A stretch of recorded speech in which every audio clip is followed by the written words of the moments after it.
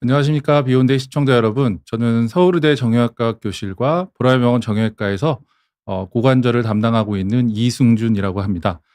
저는 주로 고관절과 관련된 고관절 인공관절 수술, 그리고 인공관절의 재수술, 고관절 골절 수술, 관절경 수술 등 다양한 고관절과 관련된 수술을 하고 있고, 오늘은 제가 그 대한정형외과학회 홍보위원으로 활동을 하고 있는데, 대한정형외과학회와 비욘디아의 콜라보레이션 자리가 있어서 그 자리를 통해서 이렇게 나오게 되었습니다. 제가 대한고관절학회 학술 부관사도 하고 있고 학회 일들을 좀 하고 있어서 하고 있고, 제가 좀 수술을 시행하는 방법이 최소 침습 수술이라고 해서 전방 접근법을 하고 있는데, 이 수술을 하시는 분들이 이렇게 많지는 않아서 의사 선생님들이나 뭐 아니면 여러 전공이나 이런 분들께는 강의를 많이 해봤었는데, 이렇게 일반 환자분들께 강의를 드리는 거는 뭐 처음이고요. 어쨌든 제 외래에서 고관절 인공관절 수술에 대해서 이렇게 시간상 잘 설명을 자세히 못 드렸고, 이런 부분들이 있어서 이런 좋은 자리를 통해서 이런 고관절 인공관절 수술에 대해서 조금 더 처음부터 끝까지 자세하게 설명드리도록 하겠습니다. 먼저 관절이란 뭐 두 개 이상의 뼈를 연결하는 부위를 말하고, 관절을 통해서 우리는 구조적 지지를 하고 그리고 또 움직임을 얻고 그럴 수가 있습니다.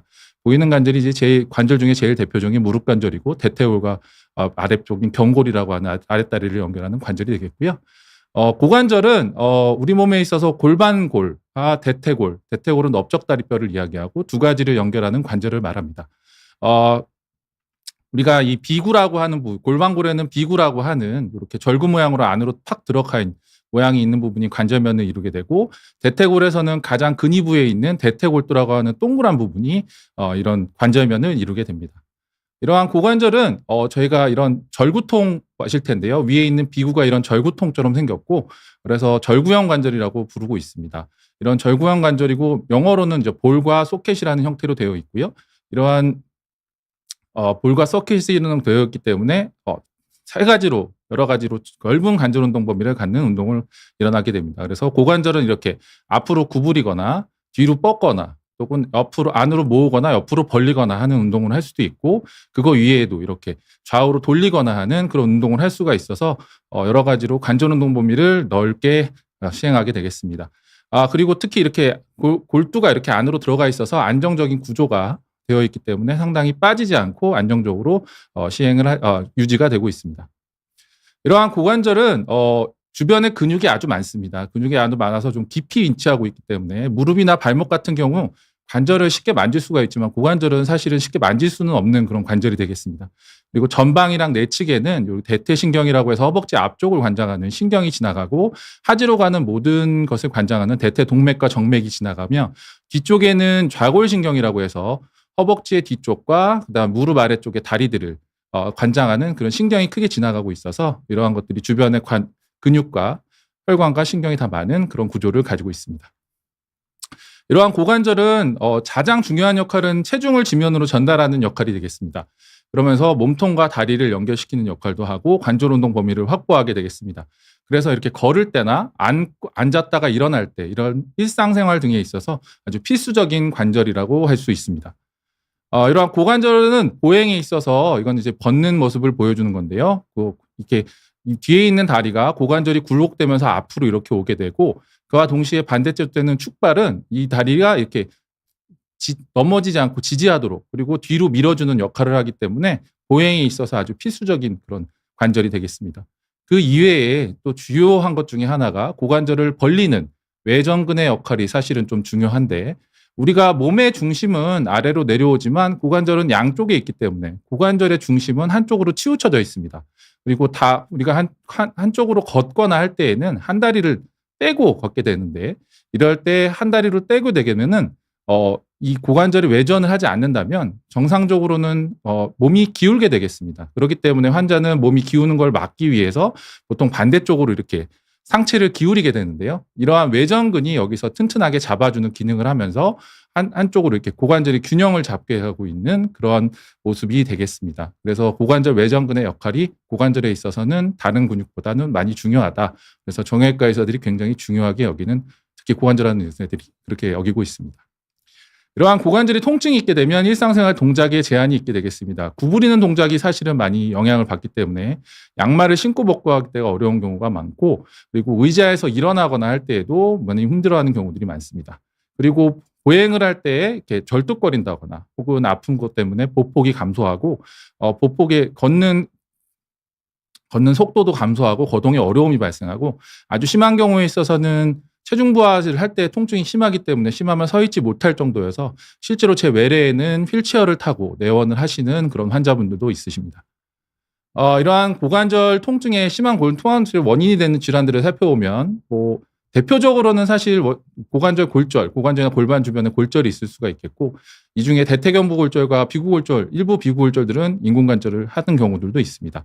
그리고 일반적인 질환 중에서는 특히 우리나라에서는 대퇴골두 골괴사, 흔히들 무혈성 괴사라고 알고 계신 그 괴사가 가장 흔한 고관절을 수술을 하게 되는 가장 흔한 원인으로 알려져 있고, 이외에도 퇴행성 관절염이나 류마티스, 감염 후유증과 같은 다양한 관절염들이 이 고관절 통증의 원인이 되겠으며, 이러한 고관절 통증은 대부분 약물이나 이런 치료를 먼저 시도를 해보지만 수술이나 다른 방법으로도 해결되지 않는다면 결국에는 인공관절 수술을 해서 관절을 교체하는 것이 필요합니다. 그럼 인공관절 수술은 무엇이냐? 인공관절 수술은 생체 재료로 만든 부품으로 관절을 교체하는 수술이 되겠습니다. 이때 저희가 이 인공관절에는 삽입물이라고 해서 뼈랑 고정이 되는 그런 부분에 되는 부품이 있고, 거기에는 또 관절이기 때문에 관절의 움직임을 제공하는 관절면이라고 하는 부품, 두 가지로 구성이 되어 있습니다. 인공관절은. 그래서 고관절의 인공관절 수술은 비구와 대퇴골을 연결하는 고관절을 인공관절 부품으로 대체하는 수술이다. 이렇게 알고 시작을 하면 되겠습니다. 그럼 이 수술은 언제 어떻게 해야 되느냐? 이제 조금 일반적인 말씀을 드리면 관절이나 주변 골에 심한 손상이 있으면서 이 자연적으로는 이러한 손상의 회복을 기대하기 어려운 경우, 그리고 통증이 심하고 기능 이상도 심하고 일상생활에 영향을 끼치면서 약물이나 다른 수술법으로는 이러한 관절의 해결이 어려운 경우에 하는 그런 수술이라고 할 수 있겠습니다. 질환이나 상태별로 조금 수술을 하게 되는 경우들을 자세히 살펴보도록 하겠습니다. 대퇴경부골절은 대퇴골의 골두랑 몸통을 연결하는 우리 경부라고 하는 그 부분이 부러진 경우를 이야기를 합니다. 주로 이제 골다공증이 있으시면 뼈가 약하고 노인분들은 여러 가지 이유로 잘 넘어지시기 때문에 이러면서 골절이 되는 경우가 많고, 이 경우에 있어서 얌전하게 그냥 살짝 근만간 정도다라고 하면 합병증이 없이 치유되는, 그러니까 수술을 통해서 경우도 있지만, 이게 많이 우리가 어긋난 걸 전이 되었다라고 이야기를 하는데요. 이렇게 전이 된 경우에 있어서는 합병증이 잘 발생을 할 수가 있습니다.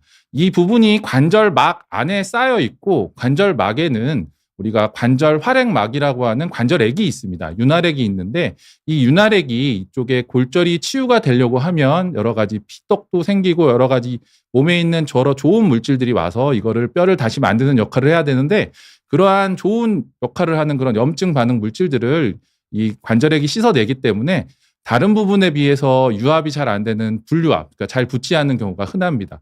그리고 이거는 이제 대퇴골두로 가는 이제 혈액순환을 하는 혈관의 모습을 나타내는 건데요.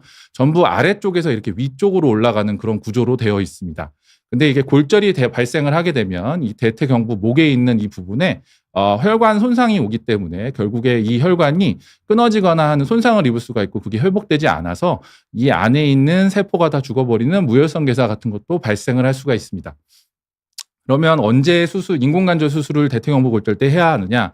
나이가 아주 많으시거나, 그리고 나이가 그렇게 많지는 않으시더라도 노인분들이 전이가 좀 되어 있는 골절, 어긋나 있는 경우에 있어서는 아까 말씀드린 대로 불유압이나 괴사와 같은 재수술의 위험성이 높기 때문에 초기에 인공관절 선택을 하는 경우가 있습니다. 환자에 따라서 일단은 부러진 부분이 아래쪽이기 때문에 비구 부분은 멀쩡하기 때문에 이 대퇴 부분만 교체하는 부분 치환술, 반치환술을 선택을 하기도 하고, 이것보다는 조금 더 위아래를 다 바꿔주면은 조금 더 결과가 좋고 오래 쓸 수가 있기 때문에 환자의 상태에 따라서 여러 가지 부분 치환술과 전 치환술을 선택을 할 수가 있는데, 요거에 대해서는 나중에 한 번 더 수술 종류에 따라 설명을 드리도록 하겠습니다.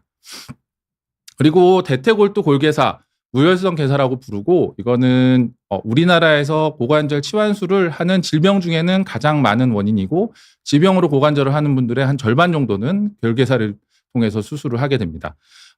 골괴사는 여러 가지 이유, 뭐 술을 많이 드신 분들도 있을 수 있고 스테로이드 때문에 그러신 분들도 있고요. 아까 말씀드린 그런 외상 때문에도 생길 수가 있고 대퇴골두의 혈행이 떨어지면서 골세포가 그냥 죽어버리는 괴사되는 그런 병이 되겠습니다. 우리가 뭐 뇌경색이나 심근경색 이런 거를 하면 환자분들이 굉장히 뭐 처음에 오자마자 괴사가 되면서 극심한 통증이 있고 아프고 이러면서 통증을 유발을 하는데 골괴사는 괴사 자체에는 통증이 발생하지 않습니다. 하지만 괴사 때문에 구조적으로 악화가 되기 때문에 이로 인해서 연골화 골절, 그러니까 아래쪽에 골절이 발생하게 되고 그것 때문에 통증이 발생하고 그로 인해서 여러 가지가 일어나게 됩니다. 이게 이제 환자분의 엑스레이고 뭐 반대쪽을 좀 제가 잘라서 왔는데 사실 반대쪽은 인공관절 수술을 괴사 때문에 한 그런 케이스가 되겠고요. 여기에 보시면 이런 선 같은 게 보이는데 잘 모르시겠지만 요 선이 이렇게 이 안에 있는 뼈가 죽고 이 안으로는 혈액순환이 잘 되지 않기 때문에 새로운 뼈가 생기면서 경계부를 이야기하는 거가 되겠습니다. 그래서 바깥쪽의 뼈들은 살아있고 안쪽의 뼈는 지금 죽어있는 상태가 되겠습니다. 이럴 때에도 이 환자분은 이때는 통증이 없다고 하셨는데 이게 지나면서 통증이 있다고 한 그런 사진이 되겠고 여기 보시면 이렇게 여기에 살짝 이렇게 계단처럼 이렇게 주저앉은 모습을 보여주고 있습니다. 이게 연골화 골절이라고 해서 뼈가 약해진 뼈에 골절이 생겼기 때문에 그렇게 해서 이때 통증이 있는 거고요. 다음 슬라이드에서 말씀드리겠지만 이때 생기는 통증은 시간이 지나면 조금 좋아지는 경향이 있습니다. 이 환자분도 조금 지켜보셨는데 결국에는 이 괴사된 뼈가 완전히 주저앉으면서 모양의 변형이 심하게 왔고 심한 경우에 있어서는 관절염이 심하게 오는 경우도 있습니다. 그래서 이 부분은 환자분은 고관절 인공관절 수술을 시행을 했던 그런 케이스가 되겠습니다. 인공관절 수술을 언제 하느냐? 아까 말씀드렸던 것처럼 초기 통증은 골절과 관련되어 있고 대부분 호정되는 경향을 보이기 때문에 괴사가 진단됐다고 바로 인공관절 수술을 해야 되거나 바로 수술을 해야 되거나 그렇지는 않습니다. 즉 수술을 급하게 결정할 필요는 없고요. 하지만 이제 MRI는 필수적이긴 합니다. MRI는 일단 이게 괴사인지 아닌지 여부를 진단을 할 수가 있고 그리고 괴사의 크기가 어떠한지 위치를 확인을 할 수가 있습니다. 괴사의 크기가 크고 위치가 관절부를 침범을 하는 골에 있다라고 하면 골절이 발생을 하고 변형이 일어나고 관절 파괴가 진행할 가능성이 높지만 괴사의 크기가 아주 작고 관절부를 지탱하고 있는 뼈가 잘 보존되어 있다라고 하면 골절이 발생을 할 수도 있고 골절이 발생을 잘 안 하는 경우도 있지만 골절이 발생이 하더라도 관절 파괴까지 진행하는 가능성은 그렇게 높지 않습니다. 그래서 이런 경우에는 지금 지켜볼 수도 있다. 그러면 언제 인공관절을 그럼 골괴사 때 해야 하느냐? 일단은 연골화 골절이 있어서 골두의 붕괴가 심하거나 관절염이 진행됐을 때 고려를 1차적으로 하고 약물 치료 같은 거에 반응하지 않는다고 하는 경우. 그러니까 저희가 여기서 반응하지 않는다라고 하면 약을 먹어도 일상생활에서 하는 여러 가지 활동들, 고관절을 사용을 하는 아까 의자에서 일어나고 걷고 이런 활동들이 불편하거나 뭐 이런 것들. 그리고 혹은 일상생활은 가능한데 직업적으로 제 환자분들 중에서는 뭐 이런 육체적인 활동들을 좀 하시는 분들도 있으시고 그리고 뭐 그런 최근에는 배달이나 이런 업무들도 많이 하시니까 그러면 계단이나 이런 걸 많이 오르시는데 이런 것들을 하기가 너무 어렵다 이런 분들이 있을 수가 있습니다. 이런 분들은 수술을 고려를 하게 되겠고요. 그 이외에도 여러 가지 내과적인 문제나 혹은 나이가 많거나 이러셔가지고 약물 치료를 지속하기가 어려우신 분들이 있습니다. 뭐 신장이 안 좋으시거나 이런 것들이 있으면 이런 분들은 인공관절 수술을 오히려 좀 빨리 적응하는 것들을 고려를 하고 있습니다. 종합적으로는 방사선적 변화나 병기는 수술을 안 해도 되는지 여부를 결정을 하는 거고, 그러니까 방사선적 변화가 별로 없으면, 그러니까 변화가 없고 크기가 작거나 하면 수술을 할 필요가 없는 거지 이게 그렇게 돼 있다고 수술을 해야 되는 건 아닙니다. 수술 여부의 결정은 환자분의 증상과 불편이 훨씬 중요하다 이렇게 이해를 하시면 되겠습니다. 고관절의 관절염에 대해 말씀드리겠습니다. 관절염은 관절 연골이 닳아서 손상돼서 염증이 발생하는 질환을 말하고 결국에는 관절 간격이 감소하고 심한 경우에 있어서는 관절 간격이 아예 없어지는 그런 소견을 보이게 되겠습니다. 이 환자분의 이제 오른쪽 고관절 사진이 되겠고 대퇴골두랑 비구 사이에 지금 보면 뼈가 붙어 있는 원래는 여기 안쪽에는 지금 관절 연골이 남아 있기 때문에 이렇게 간격이 보이는데 관절 연골이 안 보이고 뼈가 붙어 있는 그런 소름이 보이게 되겠고요. 무릎 관절염은 많이 들어보셨지만 고관절 관절염에 대해서는 사실 못 들어보신 분이 훨씬 많으실 겁니다. 1차적으로 고관절의 관절염은 무릎 관절염은 많이 써서 닳는, 그러니까 많이 사용을 해서 닳는 1차성 관절염이 많은 편이지만 고관절 관절염은 관절이 멀쩡한데 그냥 1차성으로 관절 많이 써서 생기는 관절염은 비교적 다른 관절에 비해서는 드문 편입니다. 하지만 이제 원인이 있어서 관절염이 오는 경우는 상당히 많은 것으로 되어 있고, 아까 말씀드린 것처럼 대퇴골두 골괴사 때문에 망가지거나 혹은 더 많은 것들 중에 하나는 고관절 이형성증이라고 불리는 상태가 있습니다. 비구 이형성증이라고도 하고요. 이형성증이라고 하면 이게 덜 생긴 상태를 말하고, 그렇게 되면 체중 부하를 할 때 저희가 비구에서 대퇴골두로 적절한 면적이 확정이 돼야 좀 잘 전달이 되게 되는데, 이러한 체중 부하를 하는 부위의 면적이 좁게 되니까 이쪽으로 많은 체중 부하가 걸리고 스트레스가 많이 걸리기 때문에 결국에는 이렇게 관절염이 진행을 하는 이런 모습을 보일 수가 있습니다. 이외에도 류마티스 관절염, 강직성 척추염 이런 것처럼 류마티스 질환 때문에도 관절염이 생길 수가 있고, 그 이외에 감염의 후유증 때문에, 이거는 감염이 걸렸던 환자고 해부학적 이상이 생기는 경우 관절염이 생길 수가 있고, 이외에도 유소년기 고관절 질환, 대표적으로는 레그칼베 페르테스병, 레시피병이라고도 하죠. 이거는 유소년기에 생기는 대퇴골두 골괴사를 말하고, 성인과 생기는 것과 달리 골이 재생이 되면서 모양의 변화가 있기 때문에 나중에 그 관절염을 초발하는 경우가 있고, 그 이외에도 이제 대퇴골두 골단 분리증이라고 해서 이 위에 있는 것들이 이제 골절이 되면서 확 넘어가서 또 변형이 생기는 그런 경우들도 있습니다. 그리고 대퇴비구 충돌 증후군이라고 해서 뼈 모양 자체가 잘 부딪히게 생긴 그런 질환도 있는데, 이것도 심한 경우에 있어서는 관절염을 유발할 수가 있고, 골절 때문에 골절 후유증으로 인해서 골절이 잘 안 붙거나 이상하게 붙거나 이런 것들 때문에도 관절염이 발생을 할 수가 있습니다. 그러면 이제 이럴 때 관절염에 대한 인공관절 수술은 역시나 관절 간격이 명확하게 감소하고 관절염 소실이 관찰되는 경우에 일단 고려를 하게 되고, 그러면서 약물 치료에 반응이 좋지 않은 경우에 일단 하게 됩니다.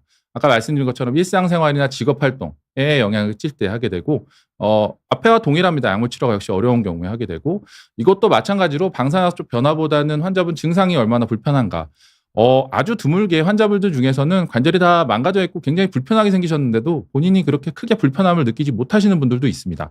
그런 경우에 있어서는 저는 수술을 꼭 해야 된다거나 이런 말씀은 드리지는 않고 있습니다. 고관절 인공관절 수술 과정에 대해서 잠깐 말씀드리겠습니다. 일단은 아까 말씀드린 것처럼 골두에 있는 부분을 제거를 하게 되고요. 여러 가지 접근법에 대해서 도달을 하고, 그다음에 이제 비구컵을 갖다가 삽입을 하게 됩니다. 그리고 대퇴에는 대퇴 주대라고 하는데, 요거에 대해서는 나중에 한번 자세하게 설명을 드리겠고, 이렇게 끼워 넣고 그다음에 관절면이 되는 부분들을 넣은 다음에 관절을 다시 정복을 해서 맞추면, 이런 것들이 기본적인 고관절 인공관절의 수술 과정이 되겠습니다.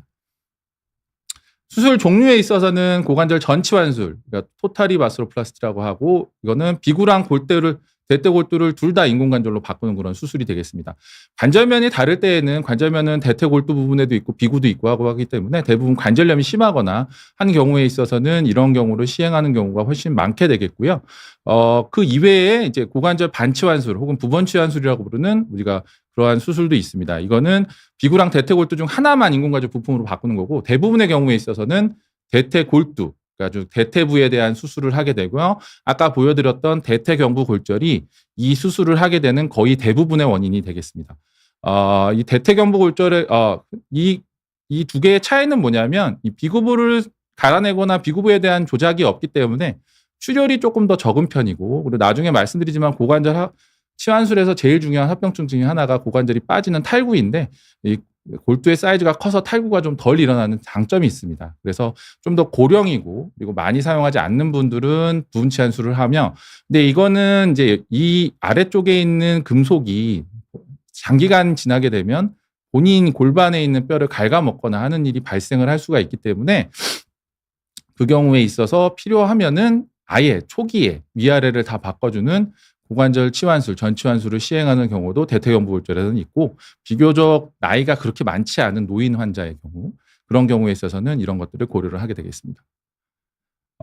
인공관절 부품에 대해서 잠깐 말씀드리겠습니다. 그래서 삽입물이라고 하는 게 아까 뼈랑 고정되는 부분이라고 말씀드렸는데요. 이 대퇴부에는 우리가 대퇴주대 혹은 대퇴스템, 휴머럴 스템이라고 부르는데, 이 부분이 들어가서 고정이 되는 부분이 되겠습니다.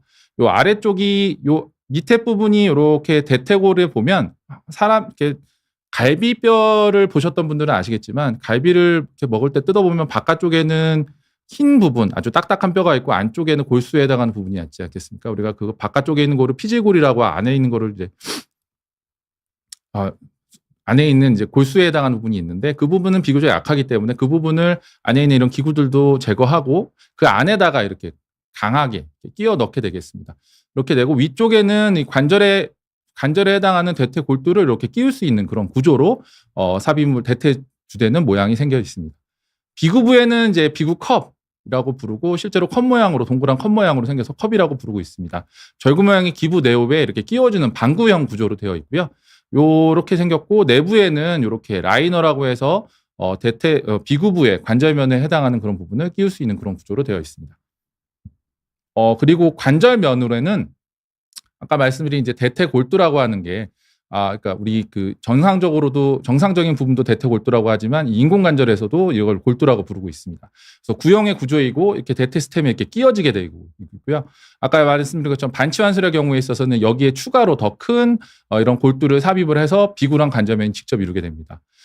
전치환술의 경우에 있어서는 컵 안에다가 이렇게 반구형으로 똑같이 생긴 이런 삽입하는 부분을 안에다가 삽입을 해서 결합을 할 수 있는 그런 부분으로 되어 있고 이러한 골두와 라이너가 관절면을 이루는 부품이 되겠습니다. 그러면 인공관절은 어떻게 그런 뼈에 결합이 되느냐? 예전에 했던 방법은 시멘트로 고정을 하는 방법이 있습니다. 시멘트는 이제 골시멘트라고 해서 실제 생각하는 시멘트랑 비슷하지만 뭐 성분은 다르지만 비슷한 역할을 하는 거고요. 골수강 내에서 그러니까 이 안에서 대퇴 주대를 결합시키는 그런 역할을 하고 얘는 수술하고 나면 뭐 10분에서 15분 정도 지나면 이렇게 딱딱하게 굳게 되며 그러면서 즉각적으로 안정성을 제공을 하게 됩니다. 뼈에 손상이 별로 없기 때문에 고령의 환자나 골다공증이 있어서 뼈들이 약한 경우에 있어서 좀 유리를 하게 되고 이게 수술을 하게 되면 그 시멘트를 따라서 균등하게 뼈가 고정이 되기 때문에 훨씬 더 골절이나 이런 게 덜 생기는 그런 장점이 있습니다. 하지만 이게 오래 되게 되면 결국에 시멘트에도 결국 계속 체중 부하를 받고 스트레스를 받게 되기 때문에 저희가 장기 추시라고 하면 보통 20년 이상을 얘기를 하는데 그럴 때는 시멘트가 파손되거나 해서 이 고정이 풀리는 경우가 있을 수 있고 그래서 재수술을 하게 될 때 시멘트 제거가 어렵기 때문에 아주 젊은 환자분들에 있어서 이렇게 주기적으로 권하지는 않고요. 주로 아주 고령의 골다공증 환자, 특히 이제 대퇴경부 골절 같은 경우에 있어서는 더 많이 권장되는 고정법 중에 하나입니다. 생물학적 고정법이라고 하는 방법이 최근엔 훨씬 더 많이 사용되고 있고요. 생물학적 고정은 좀 특이한데 이게 부품 표면에 미세하게 구멍을 만듭니다. 그러면 여기로 피가 자라 들어오게 되고 피가 나면서 이 뼈 조직이 이 구멍 사이사이로 자라 들어오게 됩니다. 그렇게 되면서 이 뼈랑 이 금속 자체가 튼튼하게 결합을 하는 그런 모습이 되겠고 시멘트를 사용하지 않기 때문에 무시멘트형 고정이라고도 부르고요. 이 뼈가 자라 들어오는데 걸리는 기간이 뭐 짧게는 6에서 한 12주 정도, 보통 3개월 정도까지 이야기를 합니다. 그렇게 되기 때문에 이 기간 동안에는 고정을 좀 하기 위해서 초기에 딱 잘 맞게 하는 것도 중요하지만 조금 너무 무리하게는 활동을 안 하도록 권유를 하고 있기 때문에 그래서 보통 환자분들께 목발을 3개월 써라 이렇게 말씀을 드리고 하는 그런 이론적인 배경이 되겠습니다. 여기는 이제 뼈가 없어지거나 혹은 골절이 이렇게 되거나 하지 않는 이상 고정이 장기간으로 유지되는 그런 장점이 있습니다. 그럼 이제 어떠한 재료들이 사용되는지에 대해 좀 말씀드리도록 하겠습니다. 금속 재료는 이제 합금 형태로 많이 사용되고 금속은 아시는 것처럼 딱딱하고 뭐 비싼 것 같지만 사실 상대적으로 다른 재료에 비해서는 저렴한 편입니다. 그래서 대퇴 주려나 컵 이런 삽입물의 주재료로 많이 사용이 되고 이런 표면 처리를 쉽게 할 수가 있는 그런 장점이 있게 되겠습니다. 이외에도 관절면에 대퇴 골두나 라이너에 대해서도 사용을 하게 되고 여기는 이제 코발트 크롬을 사용을 하게 되는데요. 이전에 이제 미국에서는 대퇴 골두 라이너를 둘 다 금속을 사용하는 인공관절면이 금속 관절면이 굉장한 유행을 했었고 우리나라에서는 별로 유행을 하지 않았었는데 이게 이제 금속이 다르면서 좀 생기는 뭐 금속 이온이 나와서 뭐 주변에 염증반을 일으키는 문제가 있어서 많이 사용은 되지 않는다 이렇게 알고 계시면 되겠습니다. 다음 폴리에틸렌이라고 하는 그런 구조가 있는데 폴리에틸렌은 에틸렌이 여러 개 결합된 그런 복합 구조가 되겠고 합성 고분자로 흔히 말하는 플라스틱입니다. 이거는 관절면에 주로 라이너에 해당하는 그러니까 비구부의 라이너에 해당하는 부분으로 주로 사용이 되고 얘는 플라스틱이다 보니까 금속보다는 약간의 이런 말랑말랑한 그런 성질이 있어서 충격 흡수가 잘 되는 특징이 있습니다. 초기에 개발되었던 컨벤셔널한 폴리에틸렌하고 9세대 폴리에틸렌은 이게 그래도 관절이 마모가 약해서 마모가 돼서 그러니까 관절이 닳아서 이것 때문에 이제 골룡해 그러니까 마모가 되면 이면 염증 반응을 유발하고 뼈가 녹게 되는데 그것 때문에 관절 수명이 좀 짧았던 그런 측면이 있어서 그랬지만 최근에 나온 교차결합 폴리에틸렌이라고 하는 여러 가지 뭐 방사선을 쨘다던가 열 처리를 한다던가 그리고 거기에 최근에는 비타민 E 같은 항산화제 같은 것도 투여를 하는데 이런 것들을 처리를 하면서 마모에 잘 저항해서 최근에는 1년당 0.01mm 이하로 아주 거의 마모가 일어나지 않는 그런 장점을 가지고 있습니다. 세라믹은 이제 무기질로 된 재료로 되어 있고 알루미나나 지르코늄이라는 재료로 되어 있는데 이러한 관절면의 재료로 보통 사용을 하게 되며 골투랑 라이너 둘 다에 사용을 하게 됩니다. 다이아몬드 다음으로 매우 단단하고 그리고 표면이 매우 매끄럽기 때문에 관절면 적합한 구조로 되어 있고 이론상으로는 마모가 되지 않을 정도로 마모의 측정이 불가능할 정도로 알려져 있는데 가끔 파손이 될 수도 있습니다. 그럼 이러한 것들은 관절면의 조합으로는 어떻게 되게 되냐? 금속과 폴리에틸렌 관절면이 초기에 많이 사용되던 그런 관절면이 되겠습니다. 가장 저렴한 관절면의 조합이며 마모는 역시 폴리에틸렌에서 발생을 하는데 이 세라믹 골두가 아까 더 이렇게 매끈매끈하다고 말씀을 드렸고 그래서 세라믹 골두보다는 금속 골두에서 마모가 조금 더 많이 발생하는 편이기는 합니다. 최근에는 좀 장기 결과가 좀 좋지 않으니까 근데 가격이 좀 저렴하니까 노인 환자에서 일부에 사용하는 경우도 있지만 사용은 많이 줄어든 상태입니다. 세라믹과 폴리에틸렌 관절면은 세라믹 골두랑 폴리에틸렌 라이너가 조합된 경우고 우리나라를 제외한 전 세계적으로는 가장 많이 사용되는 조합입니다. 마모율은 아까 말씀드린 것처럼 0.01mm 정도로 되어 있고 그러면 보통 이 라이너의 두께가 보통 한 6에서 한 10mm 정도 되기 때문에 이론상으로는 몇십 년을 써도 큰 문제가 없는 것으로 되어 있습니다. 그래서 실제 최근 결과들에 있어서도 관절면 문제로 인한 재수술은 1% 이하로 극히 드문 편으로 알려져 있고요. 하지만 이제 세라믹이 이게 파손되는 경우가 있어서 이런 것들에 있어서는 잘 지켜봐야 되겠습니다. 세라믹 관절면은 세라믹 골두와 세라믹 라이너를 같이 사용을 하는 거가 되겠고 우리나라에서 가장 많이 사용되고 있고 거의 한 7, 80% 이상에서 사용되고 있습니다. 강하고 닳지 않는 관절면이고 마모는 방사선학적으로 엑스레이로는 측정을 할 수가 없다고 되어 있습니다. 그렇기 때문에 하지만 이게 아주 드물게 이렇게 깨지는 경우가 있습니다. 우리가 단단하면 휘어지지 않고 부러진다라고 이해를 하시면 되겠고 저희가 이전에 한 90년대 후반부터 2000년대 초반까지 사용을 했던 20년 전 사용을 했던 3세대 세라믹이라고 불리는데 얘는 파손되는 가능성이 0.1% 정도. 그래서 수백 명 중에 한 분 정도에서 이런 일이 일어났다고 하면 이제 최근에는 4세대 세라믹이라고 해서 여기에 좀 더 강화된 세라믹을 사용을 하고 있는데 이러한 4세대 세라믹은 거의 수천 개 중에 한 개에 이를 정도로 파손의 가능성도 매우 적어진 상태가 있습니다. 관절이 딱딱하기 때문에 소리가 난다거나 약간 딱딱한 느낌이 든다거나 불편감을 호소하시는 분들이 드물게 있습니다. 그리고 이제 최근에 뭐 많이 나온 것 중에 하나가 이중 관절면이 되겠고 듀얼 모빌리티라고 부르고 이제 그거는 금속 골두에 폴리에틸렌 골두를 추가로 덧씌웁니다. 그리고 금속 라이너를 하기 때문에 골두의 크기가 엄청 커지게 되겠습니다. 그러면 보통 이게 일반적인 관절은 이렇게 부딪히면 이렇게 빠지게 되는데 얘는 이렇게 빠지게 되는데 얘는 부딪혀도 안에 있는 관절이 한 번 더 돌기 때문에 조금 더 관절 운동 범위가 커지고 탈구가 좀 줄일 수 있는 그런 장점이 되겠습니다. 그래서 탈구를 낮출 수가 있어서 고령, 나이가 많거나 신경 이상이 있으셔서 힘이 없으시고 그다음에 잘 협조가 안 되셔가지고 자꾸 자세를 이상하게 하시거나 혹은 척추에 변형이 있는 경우에 있어서도 굉장히 골반의 움직임이 예측하기가 어렵기 때문에 빠지는 경우들이 있는데 이런 경우에 있어서 적절한 치료법이라고 할 수가 있고 근데 이게 나온 지가 얼마 안 됐고 사실 장기 출시로 어떻게 될지는 아직은 모릅니다. 왜냐하면 관절면이 두 군데에 다 있기 때문에 그래서 젊은 환자에 있어서 다른 이상 요인이 없는데 사용하는 것에 대해서는 아직까지는 괜찮다 안 괜찮다 이런 이견이 좀 있습니다. 수술은 그럼 어떻게 접근을 해서 하느냐? 관절로 접근하는 방법이 있는데 이게 이제 관절을 잘라본 방법이고 바깥쪽에 있는 근육이 외전근이라고 하는데요. 후방 접근법이라고 하는 것은 일반적으로 가장 많이 사용되는 방법이긴 합니다. 한 3분의 2 정도 우리나라 기준으로 한 3분의 2 정도에 해당하시는 선생님들이 이 방법을 사용을 하고 있고 이 방법은 외전근의 뒤쪽으로 들어가서 후방 쪽에 있는 근육을 절개하고 후방 관절막을 절개하게 됩니다. 외전근이 보존되기 때문에 초기 통증이 덜한 편인데 이제 한 가지 단점은 후방 조직 손상이 필수적이기 때문에 고관절은 이렇게 앞으로 구부리게 되면 뒤쪽으로 가는 스트레스를 많이 받게 됩니다. 그래서 후방 탈구의 가능성이 특히 초기에 다른 접근법에 비해 조금 높을 수 있습니다. 측방 접근법은 외전근을 직접 통해서 접근하는 방법이 되겠습니다. 후방 조직이 보존이 되어서 탈구의 가능성이 후방 접근법보다 낮은데요. 외전근을 째고 들어가기 때문에 초기에 통증이 조금 더 있을 수가 있고 나중에 외전 근력 저하가 있을 수도 있습니다. 뭐 반드시 있거나 뭐 문제가 되는 경우는 별로 없지만 이런 경우들도 있고, 그다음 근육을 제거하기 때문에 이소성 고라 같은 것도 생기는 경우가 있습니다.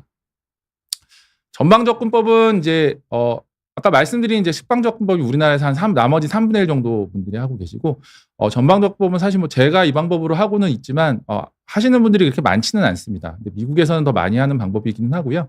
외전근의 앞쪽으로 접근해서 수술을 하고 외전근을 보존하고 이론적으로 이렇게 근육을 사이로 들어가기 때문에 고관절 전방으로 접근을 하게 됩니다. 그래서 외전근도 보존을 하고, 그러니까 통증도 덜하고 후방도 보존을 하기 때문에 좀 덜 빠질 수 있다, 이런 이론적 장점이 있는데 수술이 매우 처음에 특히 어렵습니다. 그리고 수술 중에 골절이 생기는 그런 경우도 있고, 그래서 아직 우리나라에서는 대중화되지는 못한 방법이고요. 결론적으로 근데 이런 방법들이 좀 다르긴 한데 여러 방법들이 장기 추실 결과는 다 차이가 없는 것으로 되어 있고, 하나 도달법이 다른 거에 비해 더 우월하다, 더 낫다, 이러한 결과는 보고된 바가 없습니다. 그래서 제일 중요한 것은 수술을 하시는 선생님들의 숙련도와 익숙함 정도가 되겠어서, 나는 후방으로 주로 하시는 선생님께 가서 축방으로 해주세요라고 하는 거는 별로 좋지 않은 방법이다. 왜냐하면 그 선생님이 익숙할지 아실지 모르기 때문에 그런 것들이 있다는 것은 참고 삼아 알고 계시면 되겠습니다. 그럼 결과에 대해서 수술에 어떨지 결과에 대해서 좀 말씀드리면, 일반적인 결과는 통증은 초기에는 연부 조직 손상이 있고 인공관절 고정 과정에 문제가 있으니까 초기엔 좀 있는데 보통 3개월 기간 내에 수술 전 통증은 거의 없어지는, 그러니까 수술 전에 있던 고관절 통증은 거의 없어지거나 매우 감소하는 경향이 있습니다. 관절 운동 범위는 한 3, 4개월 내면 대부분 일상적인 활동에 문제가 없는 정도로 회복이 되고, 보통 정상적인 관절에 비해서는 그래도 1, 20% 정도는 감소한다고 되어 있습니다. 뭐 정상적으로 유지하는 경우도 있고요. 그리고 하지만 또 아까 말씀드린 탈구나 여러 가지 이런 것 때문에 수술 의사 선생님들이나 접근법, 관절면 이런 종류에 따라서 여러 선생님들께서 이런 거를 하지 말아라 제한을 두는 경우가 있고, 이런 것들은 그냥 여러 수술하신 선생님들의 의견에 잘 따르시는 게 중요하겠습니다. 인공관절의 수명도 사실 많이 궁금해 하시는데요. 과거에 썼던 관절면이 금속과 폴리에틸렌은 10년 정도면은 한 5에서 10% 정도 관절면 때문에 재수술이 필요했습니다. 근데 통상적인 수명은 그래서 한 10년, 15년 설명을 드렸었는데, 최근에 나온 세라믹이나 세라믹 교차 폴리에틸렌 이런 관절면은 10년 내에 관절면의 문제라고 닳아서 문제가 되거나 이런 경우는 거의 없다고 알려져 있고, 20년 후에도 관절면의 문제로 재수술이 필요한 경우는 1% 이하로 되어 있어서 관절면 자체만 본다라고 하면 인공관절의 수명은 굉장히 좋은 편이다. 그래서 평균적인 예상 수명은 우리나라에서 많이 사용하는 세라믹의 경우 파손이 없다라고 하면 마모, 즉 닳는 거의 관점에 있어서는 거의 반영구적이지 않을까라고 조심스럽게 이야기를 드리고, 보통 선생님들께서 이렇게까지는 말씀을 잘 안 드릴 텐데 생각들은 다 비슷하게 하고 계십니다.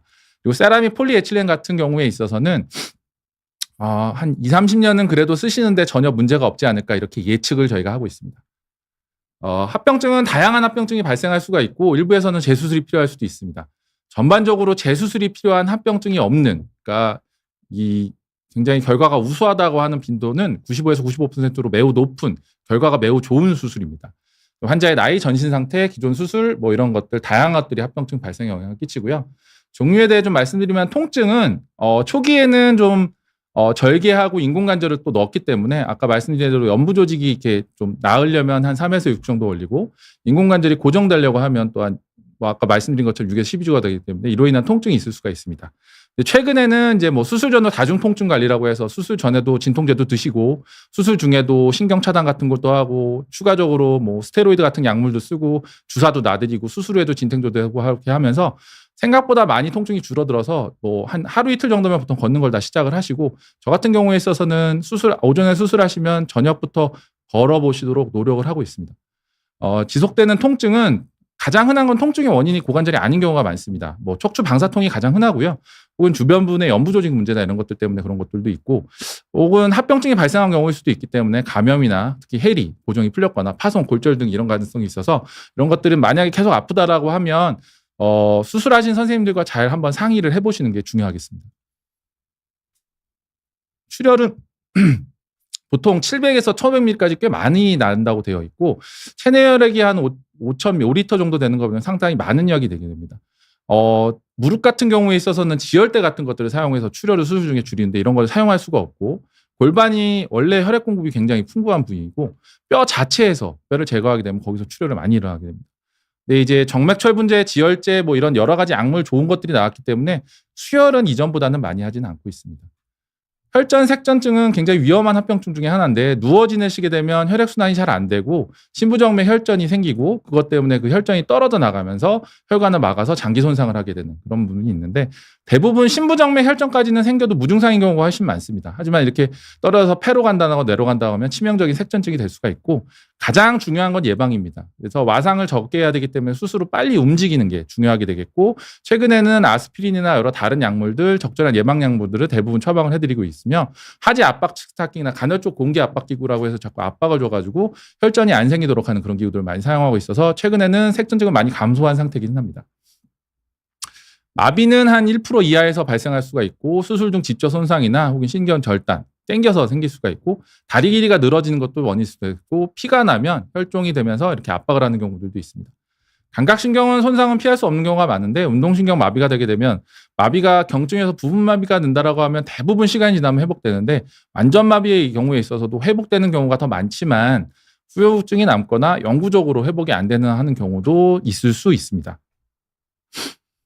감염은 빈도는 낮으나 가장 심각한 합병증입니다. 뭐 원인으로는 수술 부위 중에 오염이 되는 경우도 있고 수술하고 나서 거기에 이제 피에다 있던 균이 들러붙거나 하는 그런 경우들도 있는데 보통은 이제 항생제로 치료를 보통 감염은 하게 되는데요.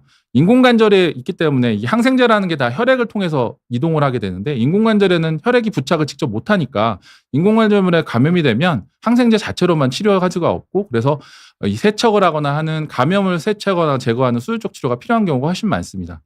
이런 경우에 있어서 이제 잘 제거가 되지 않기 때문에 장기간 항생제 치료를 해야 되는데 감염이 심한 경우에 있어서는 결국에 감염 원인이 되는 인공관절 부품을 다 제거하고 두 번째로 수술을 해야 될 수도 있습니다. 탈구는 라이너가 이렇게 빠지는 경우를 이야기를 하고 외전근이 손상되거나 후박 연부 조직이 아까 말씀드린 그런 것들 때문에도 있을 수가 있고 삽입물의 위치가 좀 좋지 않으면 자꾸 부딪히면서 이렇게 빠지는 경우도 있을 수 있고 운동을 과도하게 하거나 환자의 협조가 잘 안 돼서 뭐 선망이 있거나 혹은 치매가 있거나 이런 분들이 흔하게 나타날 수가 있습니다. 아까 말씀드린 것처럼 척추에 변형이 있으면 골반의 움직임이 예측되지 않아서 그런 것들 때문에 발생을 하기도 하고 후방도달법이 다른 도달법에 비해는 조금 더 많이 초기에 조금 더 많이 생긴다라고 알려져 있으며 또 다른 중요한 것 중에 하나는 이제 골두의 크기인데 대퇴골두의 크기가 작으면 요만큼만 움직여도 관절이 벗어나게 되지만 큰 걸두를 삽입을 하면 많이 해야 되기 때문에 최근에 뭐 이런 우리가 이중관절면을 사용하거나 이런 것들에 대한 이론적 근거가 되겠습니다. 골절은 뭐 수술 중에도 발생을 할 수가 있고요. 부품 삽입 중에 뼈에 손상이 될 수도 있고 수술 후에는 골다공증이나 낙상과 관련해서 생길 수가 있습니다. 가장 문제는 이게 인공관절이 이렇게 고정이 풀리는 해리가 발생을 할 수가 있기 때문에 여러 가지로 잘 봐야 되겠습니다. 이게 이제 인공관절의 합병증 중에 중요한 게 이제 마모랑 골용해가 되는데 인공관절을 장기적으로 되면 아까 말씀드린 것처럼 마모가 되게 되면 이런 덩어리들이 나오게 됩니다. 이런 관절 성분의 입자는 우리 몸에 있던 정상적인 거가 아니기 때문에 면역 체계를 작동을 하게 되고 우리 몸에는 파골세포라고 하는 뼈를 녹이는 세포가 면역 체계 안에 있습니다. 이러한 그 파골세포가 결국에 이 활성화되게 되면서 자기에 있는 정상적인 뼈를 녹여서 그래서 인공관절과 인공관절이 분리가 고정이 틀리는 해리 같은 것들이 생길 수가 있습니다. 이 엑스레이에서 보면 이렇게 뼈가 지금 녹아서 좀 흐리게 보이는 그런 모습을 보여주고 있습니다. 해리 자체는 아까 말씀드린 것처럼 인공관절과 골 고정이 소실되는 건데 고정이 안 되니까 움직이면서 아픕니다. 그래서 아까 얘기한 것처럼 마모로 인한 골용해 때문에도 생길 수가 있고 그 위에도 감염 때문에도 감염이 되면 직접적으로 이것들이 감염 부위가 뼈를 녹이기 때문에 생길 수가 있고 골절 때문에 이렇게 부러지면서도 움직여서 생길 수가 있습니다. 통증이 유발되면 다시 고정되지 않기 때문에 재수술을 요하는 그런 측면이 있습니다. 마지막으로 정리해서 말씀드리겠습니다. 고관절은 대퇴골 골반을 연결하는 절구모양 관절로 몸통과 다리를 연결하고 체중을 지탱을 하며 관절 운동 범위가 아주 넓고 길이, 보행, 양말, 의자에서 일어나기 등 일상생활에 필수적인 관절입니다. 외전근 기능이 고관절 기능에 중요한 것을 잘 알고 계시면 좋겠고 인공관절은 대퇴주대, 비구컵, 대퇴골두, 비구라이너 등의 부품으로 구성되며 고정하라는 방법 중에 시멘트 고정법은 일반적으로 고령이나 골다공증 환자에서 빠른 회복을 위해 사용을 하고 생물학적 고정법은 뼈가 표면에 결합하는 시간 동안 좀 주의를 요하네 한번 고정되면 고정이 잘 유지되는 그런 특징이 있습니다. 관절면은 기존의 고식적인 금속 폴리에틸렌 관절면은 마모로 인해서 관절면 수명이 길지 않았지만 최근에 이제 세라믹과 교차 폴리에틸렌 관절면도 마모가 획기적으로 줄어들기 때문에 재수술 빈도가 많이 낮아졌고요. 특히 세라믹 관절면은 마모가 측정하기 어려울 정도로 낮아서 장기간 사용을 할 수 있어서 젊은 환자분들에서도 아주 적극적으로 저희가 고관절 치환술하는 원인이 되겠습니다.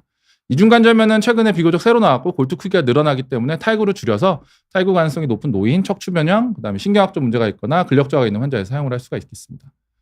임상적 결과는 일반적으로 굉장히 우수한 편이고요. 일상생활에는 영향이 없을 정도의 통증 호전 및 관절 운동 범위의 호전을 충분히 기대할 수가 있습니다.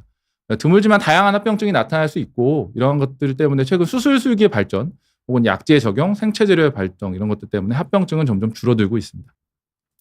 결론적으로 고관절, 인공관절 수술은 굉장히 다양하게 접근하는 법도 있고 삽입을 고정하는 방법도 다양하고 관절면 종류 등 여러 가지가 선택이 가능합니다. 환자분의 상태 혹은 수술하신 의사 선생님의 경험이나 선호도 그런 것들에 의해 선택이 달라질 수가 있고 현재 사용되는 방법들은 대부분 결과가 다 우수한 것들만 남아있고 사용을 하고 있기 때문에 수술하신 선생님들을 믿고 선택을 하시면 될 것 같습니다. 고관절, 인공관절은 결론적으로 수술 후에 낫지만 합병증 가능성이 있고 수술을 한번 하게 되면 원래 관절로 돌릴 수는 없습니다. 그래서 신중한 수술 결정을 요하는 것은 맞지만 일반적으로 결과가 매우 우수하고 장기적으로 출시를 해도 결과가 매우 좋기 때문에 일상생활 및 직업활동에 문제가 없는 경우에 꼭 수술을 굉장히 미루거나 기다리거나 이럴 필요도 없다고 생각을 합니다. 경청해 주셔서 감사드리고요. 다음은 질문 몇 개 제가 확인을 해드리도록 하겠습니다. 백설이님께서 인공관절 치환술 하신 지 10개월째인데 다리에 쥐가 나신다고 하셨고요. 수술 후 무릎이 더 아프시다고 하셨습니다. 그리고 1년 이후에 탈구 걱정에 대해서 말씀하셨는데요. 다리가 쥐가 나시는 경우는 대부분 저희가 실제로 많이 임상에서 접하게 되는데 원인이 고관절 치환술과는 관련이 없는 경우가 좀 더 많습니다. 대부분 이제 이 척추 방사통으로 인한 문제를 이렇게 느끼시는 경우도 있고 아니면 이제 내부의 이런 문제들이나 이런 것들 때문에 하는 경우가 있어서 고관절 치환술하고 직접 관련은 없는 경우가 더 많고요. 수술 후 무릎이 더 아프신 거는 아마 고관절 통증 때문에 무릎 통증을 잘 못 느끼시다가 무릎이 관절염이 더 흔하거나 그러기 때문에 무릎이 아마 관절이 더 안 좋으신 것 때문에 그렇지는 않을까. 혹은 이제 그런 것들로 좀 추측을 해봅니다. 정확하게는 정형외과 선생님들의 진료를 한번 받아보시는 게 좋을 것 같고요. 1년 이후에 탈구 걱정은 말씀드린 것처럼 적절하게 수술이 잘 된 경우에 대부분의 경우에 있어서 탈구는 이 연부 조직이 치유가 되는 초기에 발생하는 것으로 알려져 있습니다. 그래서 1년을 잘 사용을 하였다라고 하면 선생님 그 수술하신 선생님들이 이야기하시는 그런 활동을 잘 지킨다고 하면 큰 문제가 없을 가능성이 높습니다. 다음은 이제 목 스트레칭에 대해서 말씀을 해주셨는데요. 목 전문은 아니지만 목은 저도 상당히 목이 안 좋은 편이어서 저는 이제 기본적으로는 이렇게 목을 뒤로 하는 그런 것들을 많이 하는 편이고 그리고 아래로도 구부리는 그리고 좌우로 이렇게 하는 그다음에 목도 마찬가지로 6가지 다 다축하게 되기 때문에 이러한 정도로 이렇게 가볍게 하시는 게 좋겠습니다. 너무 그리고 이전에 저도 어렸을 때 그랬지만 이렇게 막 목을 딱 하면서 꺾는다거나 이런 것들은 이게 그렇게 하면 처음에 시원한 느낌이 있는데 오히려 이 디스크에 손상이 주거나 이럴 수가 있기 때문에 시원한 느낌이 난다고 자꾸 이렇게 소리를 내거나 꺾거나 이러는 거는 안 하시는 게 더 추천드리고 저도 젊은 시절에 저도 굉장히 심한 목 디스크 환자인데 젊은 시절에 이걸 많이 했었는데 그때는 시원했는데 지금은 그런 거를 못 하고 있고 안 하는 게 좋을 것 같습니다. 왼쪽 고관절이 걸을 때 아프다고 특히 방향 틀 때 전기 오듯 찌릿찌릿한다고 하셨고 정혜웅 님께서 질문하신 거고요. 왼쪽으로 허리를 구부리면 덜 아프시다고 하셨고 3월쯤 됐고 침 맞으신다고 하셨습니다. 병원에 안 가보셨다고 하시는데 여러 가지로 봤을 때 이렇게 왼쪽으로 허리를 구부리면 덜 아프시다는 걸 보면 이 고관절에 외전근에 문제가 있거나 이런 것들 때문에 그쪽으로 기울이고 계시거나 외전근을 덜 쓰거나 이러실 가능성이 좀 있습니다. 중요한 거는 한방병원보다는 뭐 대한정형외과학회 소속이신 정형외과 전문의께 엑스레이나 이런 거를 통해서 정확한 진단을 받으시는 게 특히 중요할 것 같고요. 그런 걸 통해서 좀 더 적절한 치료법을 결정을 하시고 필요하시면 고관절 전문으로 진료를 하시는 전문가들께 저희가 관절병원들의 고관절을 전문으로 하신 저같이 고관절 전임의를 하고 전문으로 하신 분들이 이렇게 많지는 않아서 대학병원이나 종합병원급에 조금 더 많은 편이고 어쨌든 그런 고관절을 전문으로 하신 선생님께 한번 찾아가시는 것도 좋을 것 같습니다. 승현리 님께서 대퇴골두 무혈성 괴사는 왜 생기냐고 물어보셨는데요. 알려진 원인으로는 아까 잠깐 말씀드렸지만 술 그리고 스테로이드 이런 것들이 가장 흔한 것으로 알려져 있고, 이 외에도 저희가 감압병이라고 해서 잠수하시는 분들이 이렇게 기포가 생기면서 막아서 생길 수도 있다고 되어 있습니다. 그 이외에도 아까 말씀드린 것처럼 골절이 되거나 혹은 그러면서 혈관 손상이 있을 경우에 대퇴골두 무혈성 괴사가 생길 수가 있어서 그리고 특히 근데 가장 많은 경우에 있어서는 특별한 원인을 잘 모르거나 못 찾는 경우가 많습니다. 이윤희 님께서 세라믹 수명이 몇 년가냐고 하셨고요. 세라믹으로 말씀을 하셨고, 설명드린 대로 세라믹 간접면을 엑스레이에서 측정을 해보면 이게 제가 소속되어 있는 서울의대 정형외과 교실 서울대병원에서 97년 11월에 제일 먼저 시작을 했고, 내년이면 이 3세대 세라믹을 사용한 지 저희가 30년이 되게 됩니다. 여러 가지 그동안 서울대의대 정형외과 교실과 서울대병원에서 여러 가지 논문들을 발표를 했는데, 장기적으로 봤을 때에도 이게 관절이 닳아서 뭐 문제를 생기거나 하는 경우는 거의 없었습니다. 근데 아까 말씀드린 것처럼 파손되거나 하는 일들이 있을 수는 있었고, 근데 특히 최근에 수술을 하셨다라고 하면 4세대 세라믹을 사용하실 경우가 많은데, 이런 경우에 있어서는 관절이 닳거나 그런 경우는 거의 없을 거라고 생각이 되고, 관절이 파손되는 경우도 이전에 수백 개 중에 한 개에서 수천 개 중에 한 개로 줄어들었기 때문에 특별한 문제가 없으시다면 오래 사용은 하실 수가 있을 텐데, 세라믹의 단 한 가지 단점이 깨질 수가 있다는 거고, 특히 충격을 가면 그럴 수가 있기 때문에 운동을 하실 때 이렇게 높은 데서 뛰어내신다거나 이러한 동작들은 크게 사고가 난다거나 이런 것들은 좀 피하시는 게 좋을 것 같습니다. 바람결에 님께서 질문을 하셨고, 앉았다 일어날 때 뻐근하고 사타구니 쪽이 뻐근한 느낌이라고 말씀을 하셨고요.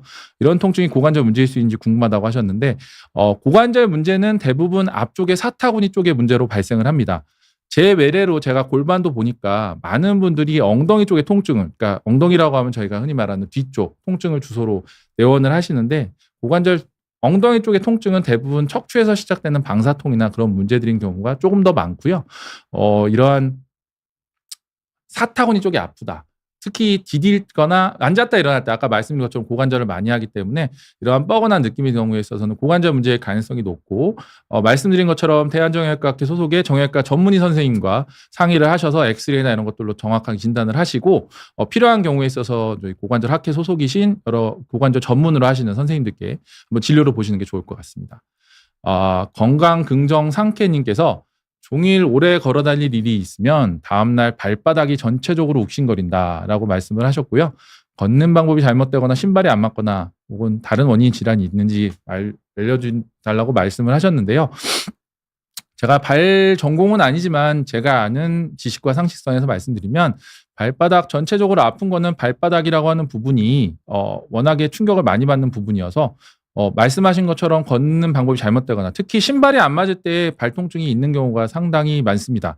그 이외에도 그 신경의 문제 때문에도 그럴 수가 있고, 발바닥을 지배하는 척추 아래쪽의 신경이나 하지에 내려가는 아까 말씀드린 좌골 신경이 아래쪽으로 쭉 내려가면서 발바닥도 지배를 하는데, 중간에 그러한 것들이 이제 어딘가에서 신경이 눌리거나 그런 문제가 있어서 그런 것들 때문에 욱신거리는 그런 걸 수도 있고, 혹은 전체적으로 발바닥 혹은 당뇨가 있으신 경우에 당뇨 때문에 신경이 안 좋아서 발바닥이 전체적으로 이렇게 양말 있는 것처럼 그런 경우들도 호소를 하시는 분들이 있습니다. 이 외에도 여러 가지 다른 문제들 때문에 발바닥 전체가 문제가 있을 수도 있어서 워낙에 정형외과는 주변에서 많이 할 수 있을 테니까 한번 필요하시면 한번 그 정형외과 진료를 한번 받아보시고 이런 것들을 하시는 것들이 도움이 되겠고, 그 전에 가장 더 할 수 있는 것들은 좀 편한 신발을 저는 개인적으로 찾아서 추천드리는 걸 권유드립니다. 특히 발 모양이 평발이 있을 수도 있고 요적이라고 해서 발 위에가 튀어나온 경우도 있을 수도 있고, 발 모양에 따라서 스트레스를 받는 게 많이 달라지기 때문에 이러한 문제들 때문에 있을 수도 있으니까 발이 다 안 맞는 거 있으니까 신발을 바꿔보시고, 그래도 안 된다 아니면 맞는 신발이 없다라고 하시면 정형외과 진료를 받아보시기 바랍니다. 주말엔 휴식님께서 고관절통인데 무릎통으로 착각하는 경우가 흔하냐고 여쭤보셨는데요. 무릎이 아프다고 하셨고, 고관절 통증은 무릎의 통증으로 느껴질 수 있습니다. 이거는 특히나 이제 좀 어린 아이들, 저희가 이제 어린이들 본인 의사를 잘 표현 못하는 애들에서 조금 더 많이 일어나는 경우들이 있고 성인의 경우에 있어서 충분히 많이 일어나는 경우기는 하고요. 고관절과 무릎을 지배하는 신경이 신경에 가는 길을 공유를 합니다. 저희가 그래서 이걸 연관통이라고 하는데 그래서 고관절에 통증이 있는 거를 무릎의 통증이나 이런 것들로 착각하는 경우가 있을 수가 있습니다. 근데 일반적으로는 무릎 자체 때 특히 연세가 좀 있으시다고 하면 무릎에 관절염이 조금 더 고관절 문제보다는 흔하기 때문에 특히나 이제 체중을 디디거나 무릎을 움직일 때 무릎이 아프다. 그런데 그런 경우에 있어서는 무릎 문제일 가능성이 좀 더 높고 고관절을 움직이는데 무릎이 아프다거나 혹은 뭐 다른 이런 것들이 있을 경우에 있어서는 고관절 문제일 수도 있고 마찬가지로 이러한 경우에 있어서도 정형외과 전문의 선생님들께 고관절과 무릎의 엑스레이나 이런 것들을 해보시고 직접적인 또 고관절에 대한 정형외과 전문의 선생님들께서는 여러 가지 일반적으로 저희가 이 트레이닝 과정에서 많은 환자분들을 접하고 특히 신체 검진이나 이런 것들을 잘 해드립니다. 그래서 신체 검진이나 이런 것들을 자세히 들으시고 정확한 진단을 내려주실 수가 있기 때문에 정형외과학회 소속되어 있는 정형외과 전문의 선생님들을 찾아보셔서 상담을 받아보시면 좋을 것 같습니다. 네, 오늘 뭐 길다면 길고 짧다면 짧은 시간 동안 제가 평소에 좀 외래에서 환자분들을 보면서 외래에서 환자들이 밀려 있거나 또 이런 이유들 때문에 잘 설명드리지 못했던 고관절, 인공관절 수술에 대해서 좀 처음부터 끝까지 잘 설명을 드리려고 노력을 했습니다. 제가 여러 가지 설명을 했는데 사실 좀 궁금하실 내용 중에 하나인 재활 부분에 대해서는 설명을 안 했는데요. 이거는 선생님들마다 너무나 다 다른 방법을 사용을 하시고 있기 때문에 제가 혹시 이런 말씀드리는 게 좀 문제가 되거나 이럴 수가 있어서 특별히 말씀은 안 드렸고 고관절 인공관절 수술을 하셨다라고 하면 고관절 인공관절 수술을 하신 선생님들과 잘 상의를 하셔서 이러한 재활이나 이런 것들을 잘 시행하시면 좋을 것 같습니다. 경청해 주셔서 늦은 시간까지 경청해 주셔서 감사드리고 편안한 밤 되시길 바라겠습니다. 감사합니다.